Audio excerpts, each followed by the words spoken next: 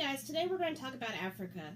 And did you know that the richest person in world history lived in Africa during period 3? His name is Mansa Musa, and he is richer than Bill Gates. If you convert Mansa Musa's money to current money, he's richer than Rockefeller. Again, richest person in world history. Mansa Musa is so rich, when he travels around, he gives out some of his money, but he gives out so much gold that it causes inflation in the towns where he gives it out. This guy is rich. We'll come back to Mansa Musa later, but first I want to talk to you about the Sudanic States. There are two types of societies we're going to talk about in period 3 Africa. The first is the Sudanic, which we'll talk about in this video, and the next is the Swahili, which we'll talk about in the next video.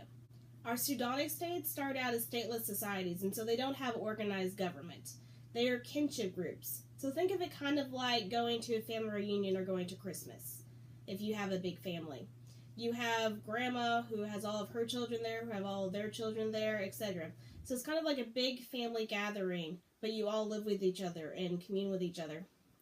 And so you're all related to each other. The elders of the family are the ones that make the decisions. These kinship groups were often animistic. Remember, that's kind of like Pocahontas' Colors of the Wind, where the spirits are in the rocks and the trees and the sky and the people and the animals. You know, it's a worship of spirit society. The language they're going to speak is known as Bantu, and this comes from a group of nomads that are going to actually start in period 1 around the area of Egypt and are going to travel around Africa, and we'll see their influence, and especially the influence of their language in both our Sudanic and our Swahili states. So because all of the organization of our society in these early African societies is based on family, family is very important. We're going to have veneration of the ancestors, much like we do in China for a lot of Chinese history, where you worship the ancestors as a way of worshiping saints, that you worship them so that they will intercede on your behalf to the heavens. Islam is going to come into Africa through conquest, especially in this area through conquest. However, it's going to be a unifying factor. It's going to be something that unifies all these families together. So no longer are you divided by family lines. You are united in your faith. Islam is going to be appealing to these groups because of the promise of salvation for all. Remember, we've talked about this not only in Islam, but in Buddhism and Christianity, the importance of salvation for all, that it breaks down gender structure and breaks down social structure. Women are still going to be below men even after the conversion to Islam. We still have a patriarchal society for most, not all, but for most of our Sudanic states. We do have 2 Christian kingdoms, Nubia and Ethiopia. And remember, we talked about the kingdom of Aksum. Ethiopia is going to come out of that kingdom, so one of the oldest monarchies and one of the oldest Christian kingdoms in Africa. And they are going to be influenced by the Coptic Christians, which come out of the area of Egypt, which is going to be different. They're going to be a different type of Christian than, say, the Roman Catholics or the Byzantines, the Orthodox Christians, which we'll talk about a little later on when we talk about the Great Schism.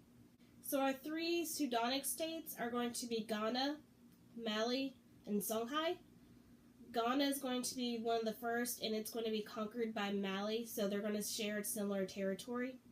In our Sudanic states, we still see the influence of our kinship groups. We still see that we have ruling families that rule, and they're going to use the title of caliph, but it's not going to be in the traditional sense that the Islamic states use it. It's going to be more of a kingship title. In our Sudanic states, we are going to have a council of elders that give counsel to the king whenever he wants it, that it's someone that he can bounce opinions off of and then can give advice to the king, just like we have in Europe with like privy councils later on. So our culture in our Sudanic states is going to be a mix of African traditions and Islamic traditions. So they're going to mix together. And we see this a lot in history, especially when people move around through cultural diffusion, that they'll bring parts of their culture with them and mix it in with the area that they come to. Our Sudanic states are going to be primarily agricultural based, but they're going to be very active in trade, especially the trans-Saharan trade or gold-salt trade. And it's called the gold-salt trade because you trade gold for salt. And while you might not think salt is very valuable, think of how much salt you eat in a day. You know, go read the ingredients list on whatever you prepare for yourself. And you'll see that it contains quite a bit of salt, that you need salt to survive. You've taken some chemistry or some medical science classes, then you know that you need salt to survive. And not only that, salt is used as a preservative. If you go read the ingredients on frozen foods, you'll see either salt or sugar as part of the ingredients because both of those are preservatives. So before we had refrigerators, that's how you preserved meat, was you put salt on it. And so it's very valuable. It's very valuable to sustain life. And so it was worth trading gold for salt. And we'll talk about the gold-salt trade a little bit more later on. We do have some great cities. One of them is Timbuktu. And the Mali civilization in particular is going to build great mosques, which are temples of Islam, and schools and libraries. Lots of great architectural achievements. We do have social clans, kind of like our class systems, that we have some tribes or clans that are put above others. We also have some matriarchal families. And you're asking me, what's matriarchal? Well, it's kind of the opposite of patriarchal. That the family line is traced through the mother instead of the father. That the mother is seen as kind of the wisest in the house, and so she has the final say on things. That's a matriarchal society. We are going to see slaves in our Sudanic states, but they saw slavery as a way of converting them to Islam.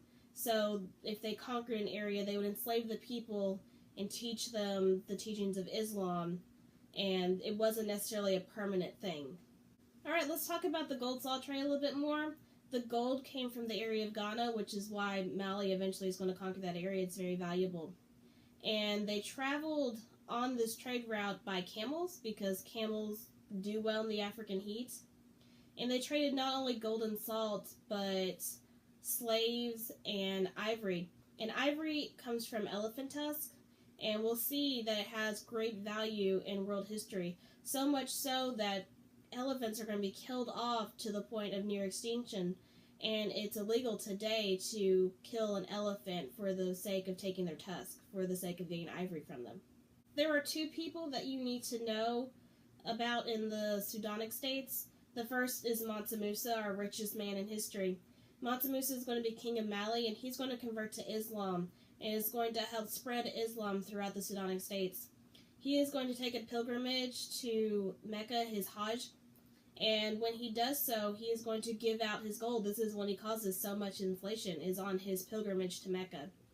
And so he's just kind of an interesting character to talk about, but he is going to be important in the spread of Islam, and he's kind of a figurehead, you know, if you want to say a person that we could put how wealthy this civilization was.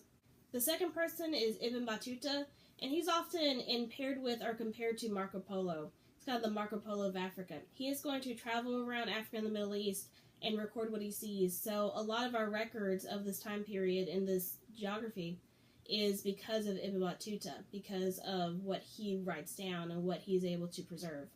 So that does it for the Sudanic states. Next time we'll talk about the Swahili states. I'll see you then.